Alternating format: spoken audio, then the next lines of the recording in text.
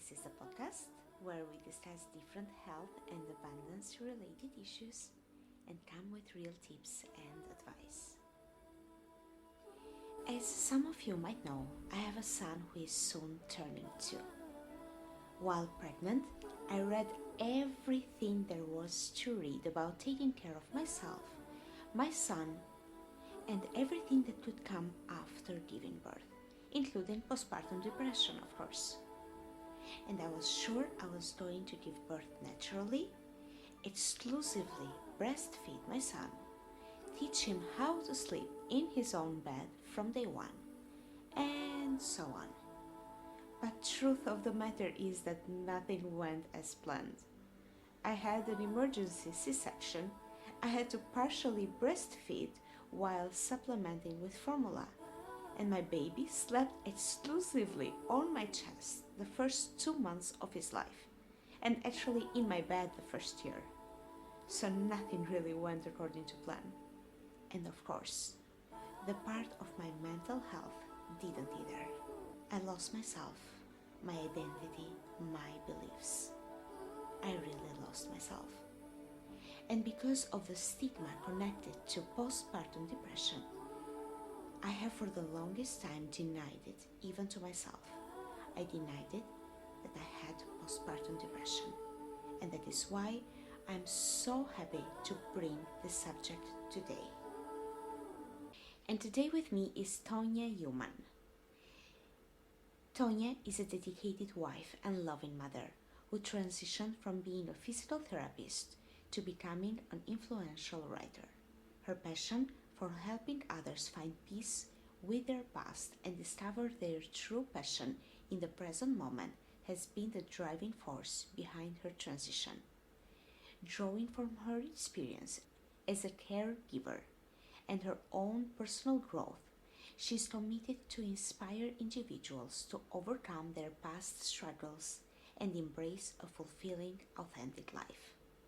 Welcome, Tonya. I'm really happy to have you here with us today discussing such an important topic as postpartum depression.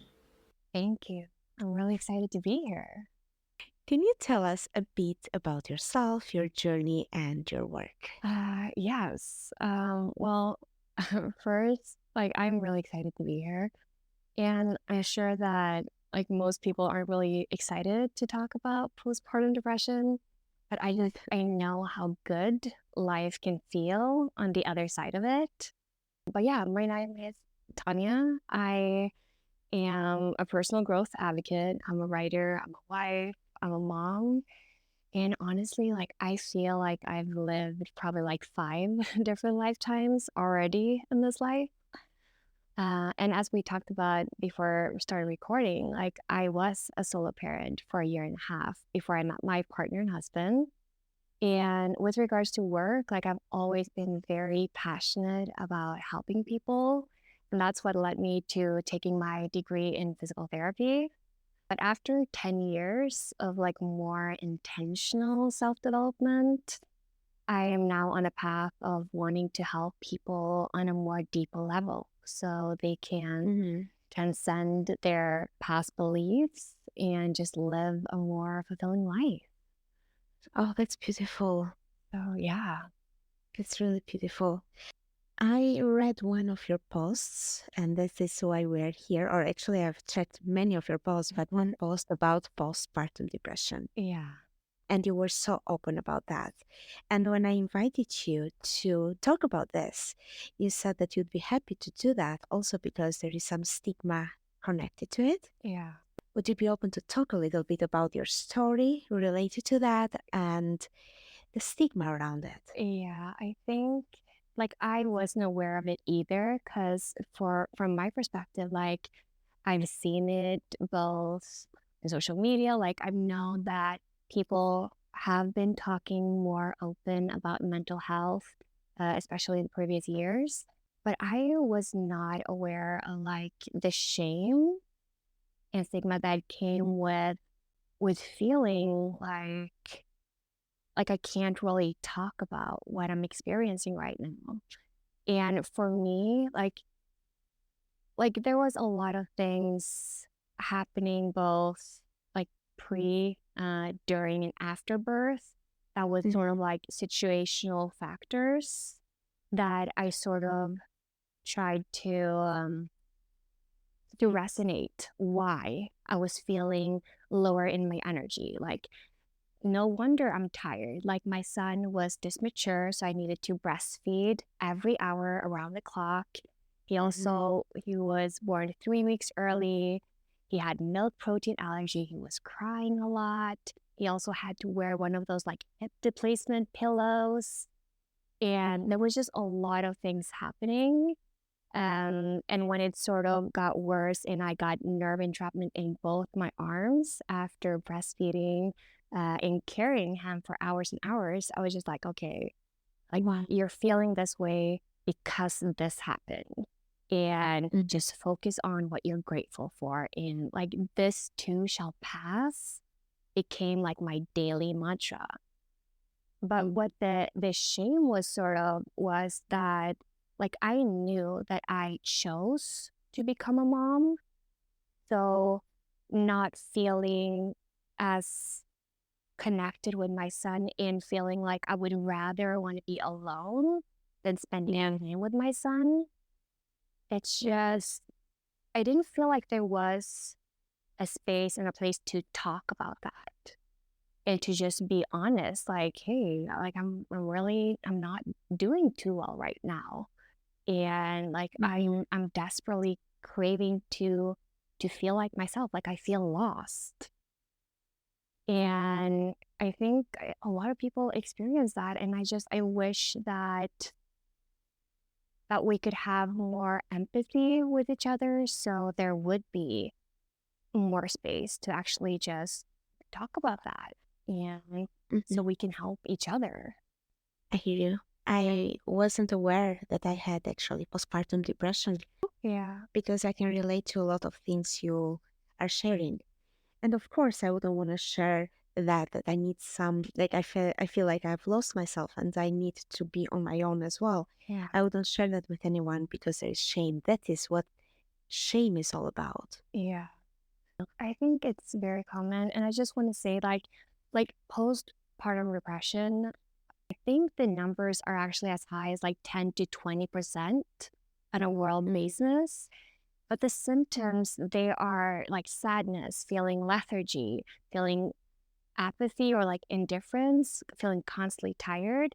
And I think that's something like almost all moms get after giving birth and that they can like relate to those. But I think what distinguishes it from actually being postpartum depression is like when you have those symptoms prolonged for several Mhm. weeks and you don't have the same positive feelings around the same things that used to bring you joy. Yeah. So yeah, I think a lot of people like when they start reading the symptoms, like I feel like most people, like there's a lot of like hormones dropping like right after giving birth. Like we're usually told about this in a hospital. Like if you experience like you just want to cry for no reason, like it's most likely your hormones. Mhm. Like we're told that this is normal and it is to some extent, but it's not normal to go around for 6 to 8 weeks feeling like you just want to cry. You don't feel like you have a purpose with life anymore. Like that's not normal. And I wish more people would talk about that. What are the symptoms? So like I said, it's usually like an increased feeling of like sadness, feeling Mhm. apathy, or feeling like indifferent about life, feeling sort of like numb and constantly tired, lacking energy. Like if you used to have a lot of joy from exercising or painting or singing, like those things usually don't bring you as much joy anymore. And like I know for me, like I really tried to like focus on all the things that I could do and everything I had to be grateful for. Like I can still walk, I can still talk, I can still move my body, I can still hold my son. Like I tried to focus on all the things that I could do. But at the end of the day, like I felt numb and I felt very disconnected from both myself and everyone around me. So it's like you went through a gratefulness practice. in order to go back to yourself? I think Like I'm happy I can move my body. You were finding small things to be grateful for. yes. And I feel like gratitude is sort of like what kept me alive. Uh, Mm, but it saved me, but it wasn't what I felt like healed me. Full transparency, for me, like the turning point was actually me having a panic attack one yeah, year after my son was born. yeah. I had a panic attack. I could not breathe. I thought my heart was going to stop. And I was totally okay with that. I was like, my son is at the kindergarten. If I die now, it's completely fine. And that's when I realized I don't want to be that kind of person. I don't want to be that kind of mom. Like, something needs to change. And right Wow. now, like I'm meditating daily. I'm practicing gratitude. I feel like I'm doing everything I can, but I don't feel like I have the lust for life that I used to have. Yeah. Because before I gave birth to my son, like I was in love with life. Like I spent my entire pregnancy alone. So I was prepared for like, okay, I'm going to be alone. It's going to be probably a lot of crying. It's going to be probably lack of sleep. And I tried to like mentally prepare myself for that. But I was not prepared of like feeling this feeling of I don't care anymore. Mm, So when I had that panic attack, and I just want to say, like, I was very fortunate. I have such an amazing general practitioner, my doctor, because I mm, called her and I actually had a crisis team come home to me just a couple of days later. wow. So I was very fortunate in that sense, but then I had already gone a year, and that was sort of like the thing. Like you've already gone a year and we can't risk you actually getting into the state of mind that you don't want to live anymore and do something about it. So I seeked help, and I just that's something I really want to encourage people, like seek Mm, help.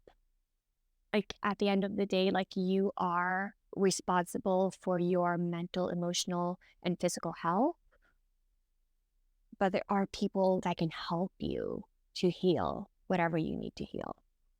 Mm. how can one seek help, Talk with realistically speaking?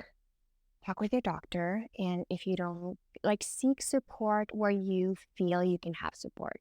If you have a partner, like I would highly encourage anyone. Like I didn't have a partner during my pregnancy, so I could not do that. Mm, But for anyone listening that actually have a partner, like I would honestly make a plan for pause.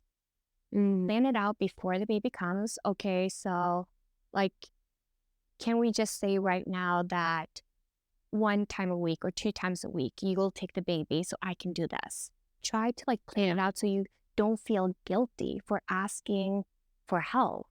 Or if you have a friend that has a kid with similar age, like talk with her or a sister, talk with them. Like, hey, can I babysit your kid and you can babysit mine so we can sort of like trade? Try to mm. prepare yourself to have some time to yourself. And if you feel like you are going down a very dark path, like I would highly, highly encourage seeking professional help, because Mm, sometimes I don't want to say just, but sometimes it's just about a mindset shift, and some professionals can help you with that. For me, at least, like prioritizing myself, having the time, because like I realized that my cup was like constantly empty. Like I was yeah, sleep deprived. I think I had my first night of almost 5 hours of sleep 8 months after my son was yeah, born. I hear you. So for 8 months, it was like, okay, like I'm sleeping an hour a night. I feel like I'm about to lose it. And when I tried talking with my family, I know that they also have a lot on their plate. So I didn't want to like guilt trip them. to babysit my kid. But it came to the point where I'm like, I am willing to do anything to not be like Mhm. this anymore. And like, I know some people would probably think of me as crazy, but I actually contacted what's it felt equivalent to child social services in Norway. Like, the Mhm. people that can actually take your kids away. Yeah. I contacted them and like, hey, I am desperate right now. I feel like I'm not managing life, and Mhm. I want to know that I am a good enough mom for my son.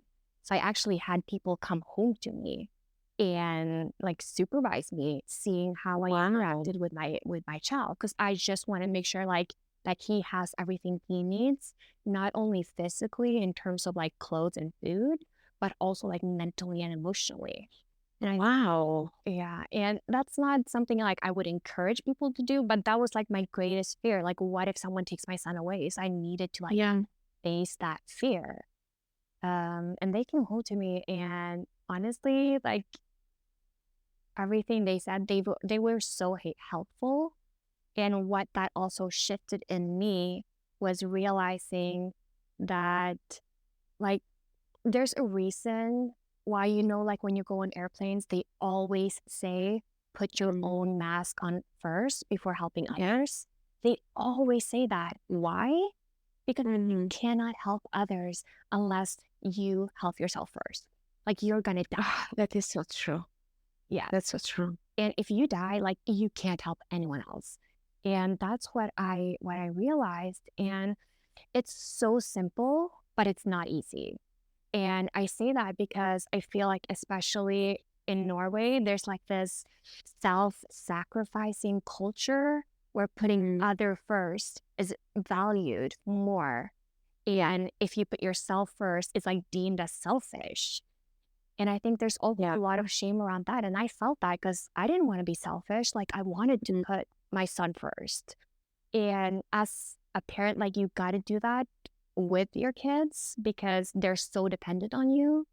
But I think just taking some time for yourself can be like the lifesaver. And then you're gonna be a better parent 100%. if you 100%. do that. Yes. I think I was reading this book, Screen Free Parenting, from I can't come on his name, but I will for sure find it and it will be in the note. Yeah.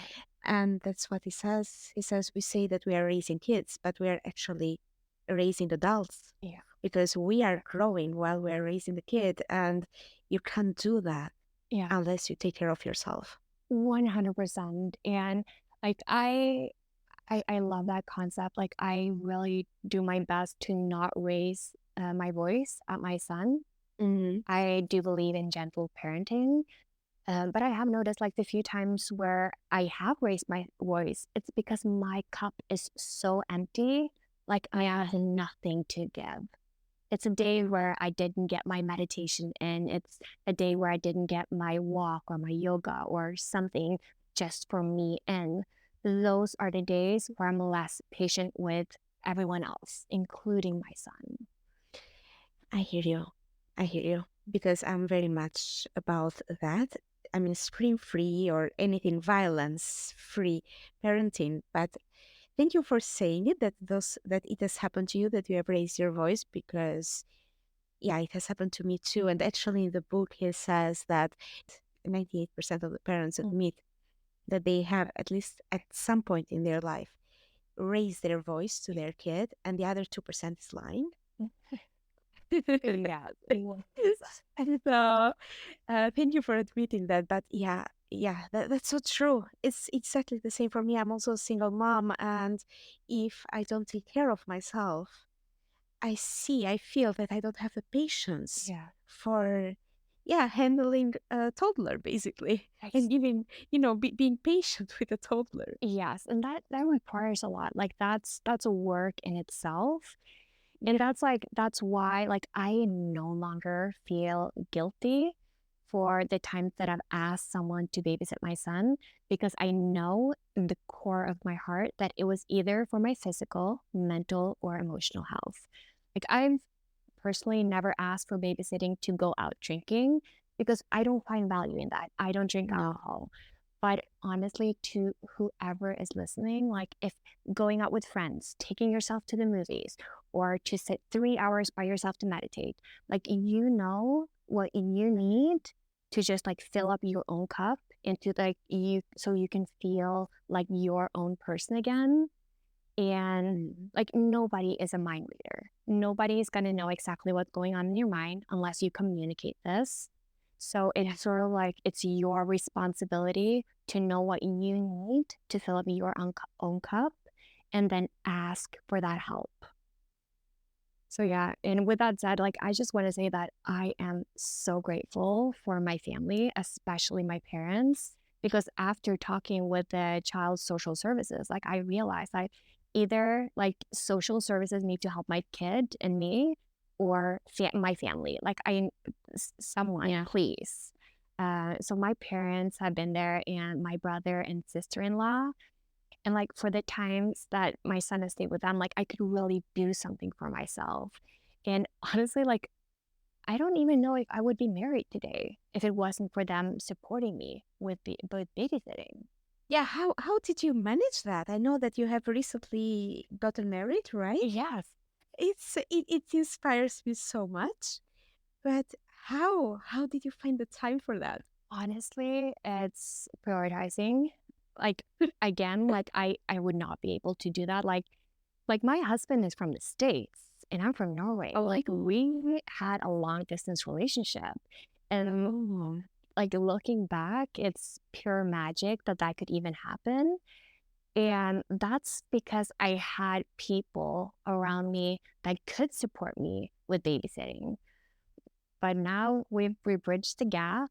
And for anyone who is a solo parent, honestly, like if you want a partner, like you have the chance to choose the most amazing partner that can also be a dad or a mom to your kid as well. And just having that, like I did not know the luxury of having a partner until I had one. I understand. A 30 seconds break and stay tuned because we're coming back. Are you stressed, anxious, or in need of a change in your life and well being? Start by booking a free 30 minutes strategy session with me. You can do that by going on my website, adakomani.no, and finding an appropriate time in my calendar. If you are unsure, you can start by sending an email and I'll get back to you. And remember, life is too short to waste it not feeling good. Welcome back after this short advertising, continuing with the same subject. I can already hear it in my mind. Parents saying, yeah, I hear you, but I don't have time for that. It's so much stuff to do, work, cleaning, shopping for food, and everything around it. Being with a kid, when should I fill up my cup? I honestly would encourage people to write down what they do in a day. Like Mm. like what are you doing? Out of 24 hours, how many hours are you prioritizing for sleep? If you find out that you're being on your phone for 4 hours a day, then there's time there. But also, like, there's some people that, like, I remember for myself, like, I was either constantly breastfeeding or I was washing his clothes or making food or doing something all the time. And that's why I needed to ask others, hey, can you babysit him for 2 hours so I can go and do something just for me? And like seeking that help, especially like if you don't have friends and family, that can be challenging. But I know in especially in Norway where I lived at that time, there are different resources that you can connect with. that can help you with babysitting. So I would just really encourage people to find the resources to carve out some time, because even if it's just like 1 hour a week that you have to yourself where you can do something that this sparks joy in my heart, it's going to be worth it. But if you are at the point where actually nothing gives you joy anymore, nothing of whatever gave you happiness before, nothing of that works anymore, how can people find back to joy from your experience, of course? Well, I think it's different for everyone. Like I know for me it was like being alone and having some space to just breathe because I felt like I was drowning. But I do, like I said earlier, like if you feel like you're going into a very depressive state, like I would talk with some professionals about that. Mm. But I think if if we could sit still and listen to our own heart, just start writing down. Ask yourself what brings me joy. Yeah. And and if you don't know that, then start trying new things. Try painting, and if that doesn't bring you joy, try writing poems. If doesn't bring you joy, try a new workout class. Like try different things, and it makes sort of like a game out of it. Okay, what can I try to do for joy today? And when you find those things, like I would highly encourage almost creating like a grocery list. This brings me joy. Oh, nice. Because then just like if you feel like your energy is getting at a low point, look at that list. Like, what can I do? And even like listening to music, find like some songs that you could just like dance to, move around, and just like be in your own energy. Because at Mm. the end of the day, like the only person that can make you happy is you, not your child, not your partner. There's nobody in the world that can make you happy True. if you feel like you have a hole in your heart. And that hole, like you are the only person that can fill that hole. So true. How can we go about talking more about that, about postpartum depression? Think that it is important when we're talking about it to, and this is way easier said than done, but do your best to not go into like this victim mode that I'm in pain. I need other people to fix this for me. Because when you do that, you're giving all your power away to others. Just know that like you survived pregnancy, you survived birth, Yeah. and you will get through this. There's no doubt. And sometimes we need help. But I feel like this society is so, like, we value independence so much that I feel like a lot of us don't have a healthy interdependence. And an interdependence is the mix between independence and dependence. It's the healthy balance. Like we are social wow, creatures. Wow, that was a challenging one. Creatures for a reason. Yeah. So, and if you feel like you don't have friends or family that you can talk with, like I would highly encourage you to find a groups of other moms Yeah. and find people that have the same interest to you and create that kind of relationship where you feel safe to share what's on your mind and also hold that space for others because we're all in this together. Mm. Beautiful. I actually did that. Yeah. I posted on a couple of Facebook groups looking for single moms with a kids more or less my kids' age to hang out with. I did meet a couple of girls and I am a couple of women and I'm still friends with one of them. That's awesome. And that I really want to commend you for that because that takes a lot of courage. It's so easy to look on social media and see all the people that have all these friends and huge social networks and feel so alone if you don't feel like you have that. But I feel like always like if you feel jealousy towards something, it's because you know that you can have it. So if you Oh, Oh, Nice. that's my belief. That's my belief. I love it. I'm going to implement it as my belief as well. So imagine that you see people, oh, she has a lot of friends. That's because you have access to that too. But maybe you didn't reach that point in your life. So what are the changes that you can make within yourself to attract that kind of life? And like your podcast is called about like health and abundance. And there's an abundance of people that want to spend time with you. You just got to be open to find them. And I think that's one of the keys is being open. And it's not about like, I'm going through postpartum depression and it's so hard to be me. And I wish someone would just feel sorry for me. It's not about that. It's about, you know what? Mm. Right now, life life doesn't feel great. I know I'll figure this out. But these are the things that I need to do for myself right now. Because you are the only one that can save you. Does every woman suffer from postpartum depression at some level?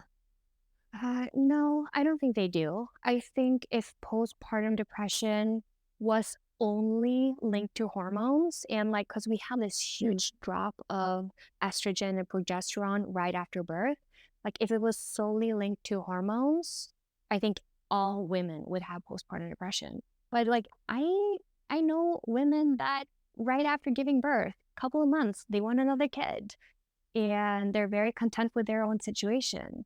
So I know a Wow. lot of women that have gone through postpartum depression. And I think if I did know more women before having it myself, maybe I would not have gone a year before I seeked help. Yeah. So it's about the awareness. Yes.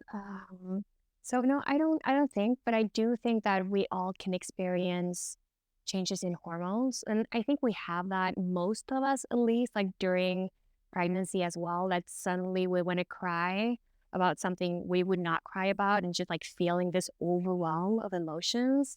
I think a lot of moms can relate to that. I think a lot of moms can relate to feeling tired and exhausted and maybe not seen and heard.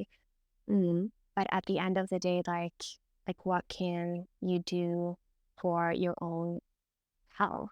And I also do want to add because when I thought like, okay, this like I'm not feeling like myself. I don't have this lust for life. What can I do? I started learning more about postpartum depression. And I do know that there are some people that are predisposed for having it. Like if you suffer from mental health challenges prior to birth, if you had a very traumatic birth, or even like if your pre-birth expectations don't match your post-birth reality. Wow. Yeah, makes sense. Yeah, and like Mhm. often we're told like you're so lucky that you can have the kids of your own. And I remember thinking that because I was diagnosed with the polycystic ovarian syndrome some years before having my son. And I remember like thinking like how lucky women are that can give birth. And I wasn't angry, but like again, like when I felt jealousy towards other women being able to have kids, like that's when I noticed it's something that I want too. And I know that it's something I can achieve because if I could not achieve it, I would not have this feeling around it. Mm, understand. Wow. I think I kind of tick all the 3 points you mentioned with difficult birth and everything that can lead to postpartum depression. Wow. It's amazing. But it's not just about the hormones. So it's about the situation before being pregnant, the situation during pregnancy, and giving birth. Yeah. Is there any other factors Well, that can contribute to this? well, I know for my case, like I thought that I was sort of like prepared if this happened, like I will be open about this because I have gone through depression before and I talked with my doctor about that. So I knew there was a chance. But again, like with everything happening, like there was a lot of things happening, Yeah. like during and after birth. And I just kept like wanting to to sort of like just look at the things that had happened instead of how I was actually feeling. Like it's so natural for me to feel exhausted when I'm sleeping an hour a night. Like that's Yeah. natural. So yeah, I just if you have been dealing with mental health challenges, like it doesn't mean that you will have postpartum depression, but there's an increased risk. So if you have been dealing with that, like I would encourage you to sort of like plan, what if this happened? Like what can I do for myself? Like what are some of the things that I find joy in now that maybe help me out of depression earlier, and how can I potentially implement them when the kid comes? Nice. Did you use any substances like pills or anything to get out of it, to get out of the situation? No, I did not. I'm not against substances, but for me, I think I had already gone a year, and like if I did not have my gratitude practice and my meditation practice, Mm. maybe I would have. But I was asked by my doctor if I wanted to try antidepressants. Mhm. But for me, I felt like I'm already seeing the light at the end of the tunnel, and I know what I need to do to get there, and what I need to do is just get some of my solitude back. But I think for the people that don't even see the light of the tunnel, I do think there can be some benefit to temporary medication. But the first step is talking about that, seeking help. Yeah. Uh, What did you say to someone that is shy to do that? Or is, well, maybe be scared that the child social services can take away the kid if they speak up about this? Or maybe that they will be seen as weak. You know what I mean? yeah, and I know I felt that way too. It can be challenging to have hope for the future when everything feels dark. And I would not recommend like everyone contacting Barnavana, the health social services, because I know there's a lot of people that don't have good experience with them, and that aren't as quote unquote lucky as I was at that point. But I would encourage people to look for opportunities rather than obstacles. And if you're shy, like there's always someone you can reach out to. Like even if you reach out to me on Instagram, like there's someone I can put you in contact with. Yeah. And I think like everything we go through, we can grow through. And I'm the kind of person that I believe that everything happens for a reason. And if you feel this right now, just know that you will get stronger. You will get through this. And asking for help, like it's not a sign of weakness. It's actually the opposite. It's a sign of strength, Mm. because you are choosing to fight for your life rather than giving up. Mm. Asking for help is never a sign of weakness. And I wish that was something we were raised with as kids. Yeah. Because yes, being your own sovereign, independent person is so important, but you're not meant to live on a desert island by yourself and survive by yourself. Like if you were meant to do that, you would be born there, and you're not. Like we are meant to be in a community, and that's why I'm such a huge advocate for personal growth and creating communities where we can have these open conversations, because it's not about putting blame on other people. It's about taking responsibility for your own life and your mental, physical, and emotional health, and having people help you with that is strength. That's pure strength. Wow, this was beautiful, very inspiring. You probably answered already to this, but is there any last messages? Well, I would encourage people to again like reach out to someone, even if it's to me. Just know that like this too shall pass. Like Yeah. nothing lasts forever. And it's okay to not be okay. And we will get through this. And seek the people that like look for postpartum depression groups, look for mom groups. Like seek the people that have gone through the same thing as you that can understand. Because honestly, I feel like one thing that we're lacking in the world right now is more empathy and compassion. And I just would highly encourage people to also have compassion with themselves. Like imagine it being your sister, your best friend, or your daughter going through the same thing you're going through Hmm. and how you would have compassion for them. So treat yourself like you want others to treat you. Thank you for that reminder. I think I needed to hear that as well right now. How can people find you and what can you help them with? Well, right now, there's been a lot of things going on with just like my own physical health. So, but me and my husband, we're creating a lot of personal development projects.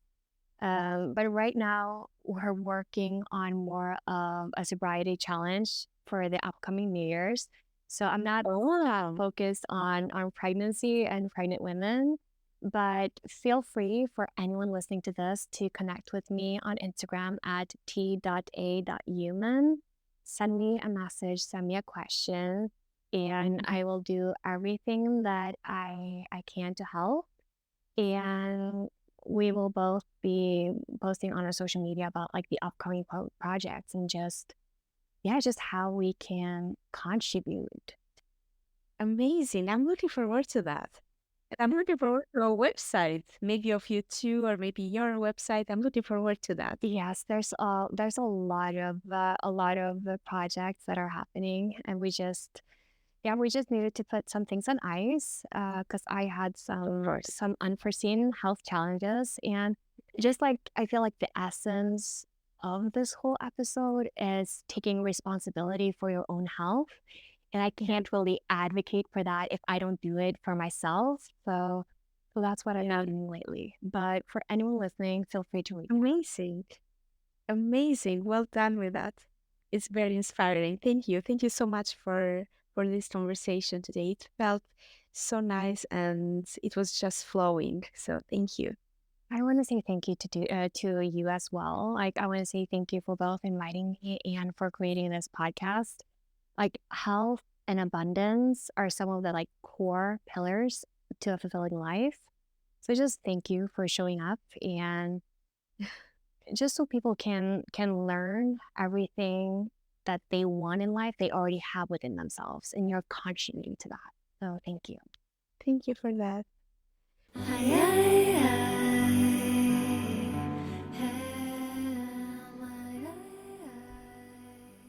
Now it's your turn. Let me know what health and abundance subjects you want me to cover in the future. Do that by commenting on the post on Instagram. Thank you for listening and thank you so much to Tonya for being here with us today. If you liked it, please leave a review at podchaser.com. Just search for the podcast and write a good review. If you have questions or you want to be a guest on my podcast, please do let me know on Instagram.